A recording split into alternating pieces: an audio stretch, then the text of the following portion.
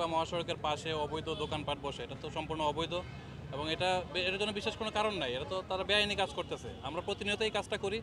আপনারা জানেন নিকট অতীতে দেশে একটা বিশেষ পরিস্থিতি গেছে, এই জন্য অনেকে যারা অবৈধ দখলদার তারা আরও বেশি করে সুযোগ নিয়েছে, তারা এটা করছে। আমরা এখন থেকে এটা প্রতিনিয়ত করব এবং আমরা এখানে আর বসতে দিব না। আর স্থানীয় যারা নাগরিকবৃন্দ আছেন সবাইকে, ব্যবসায়ীবৃন্দ সহ সবাইকে আমরা অনুরোধ করব আমাদেরকে সহযোগিতা করেন, অন্তত ফুটপাত এবং রাস্তা যেন কেউ দখল না করতে পারে, আমাদেরকে সহযোগিতা করেন।